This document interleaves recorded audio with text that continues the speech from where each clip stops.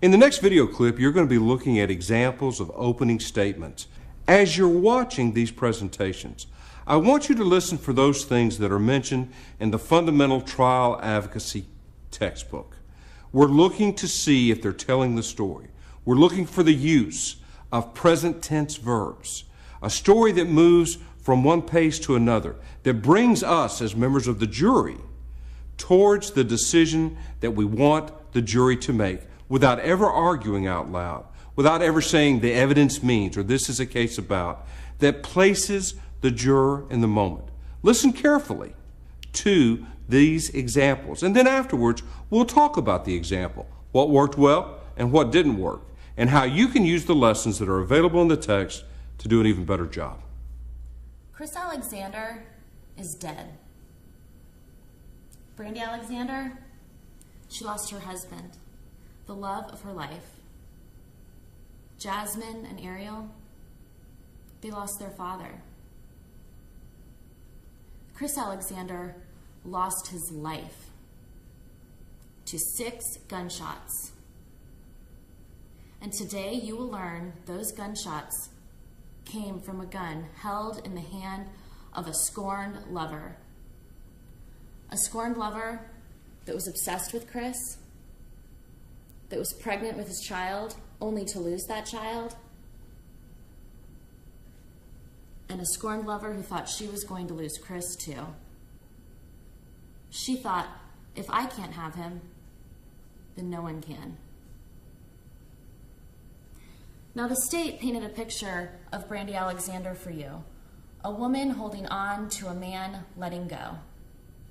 It's true, there was a woman holding on to a man letting go, but that woman was Nikki Long. Let's talk about Nikki Long. Now the state doesn't need to paint a picture of her, and neither do I, because Nikki will take the stand today and paint a picture all by herself. She will take us back to the day she first met Chris 2 years ago.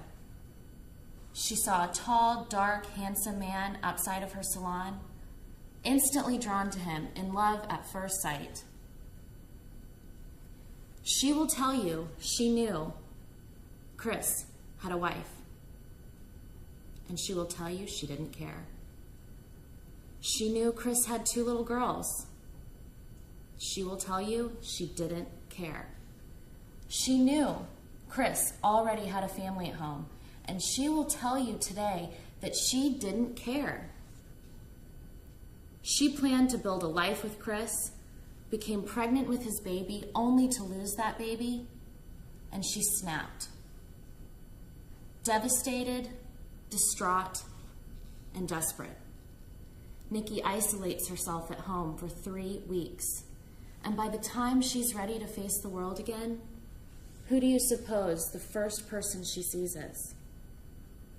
Brandy Alexander. Brandy, Chris's wife, Chris's partner, and the mother of Chris's children.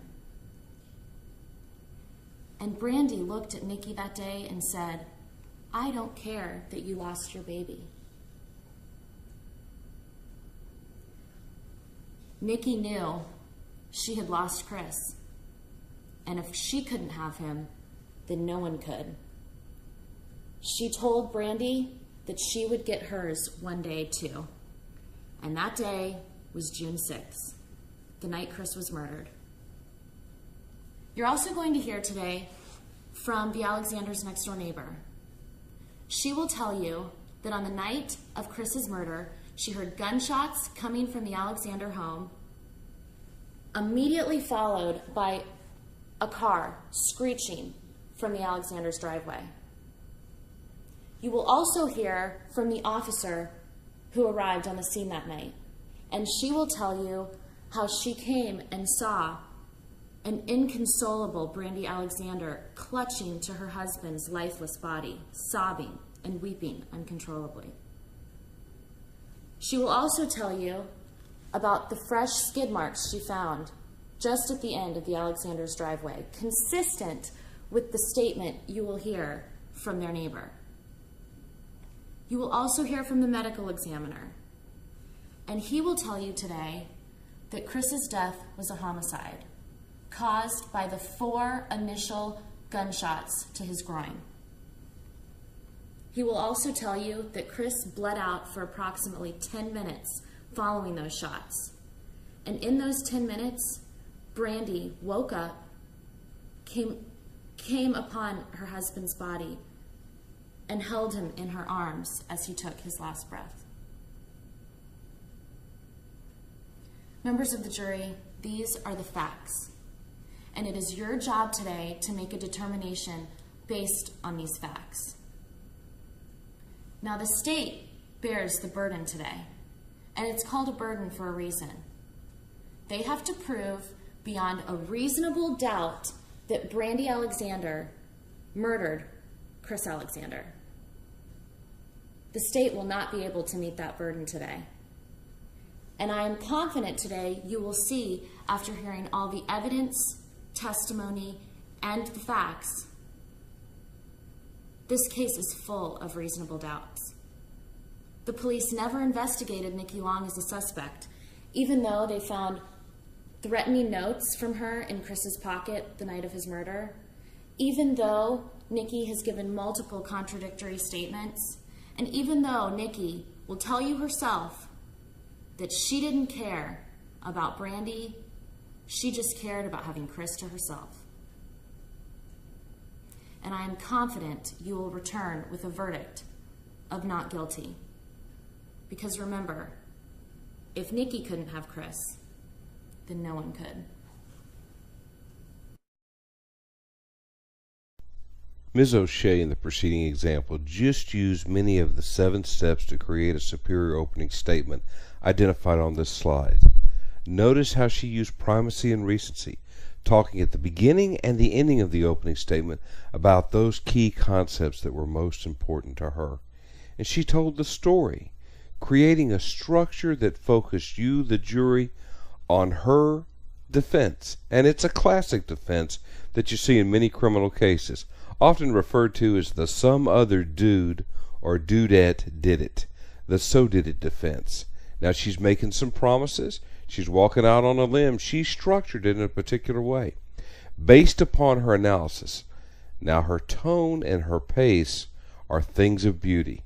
The way in which her words match the movement of her hands, her structure as she places herself in different positions within the courtroom, the eye contact with members of the jury, all of those things are the type of skills that you should strive for as you begin to create superior opening statements.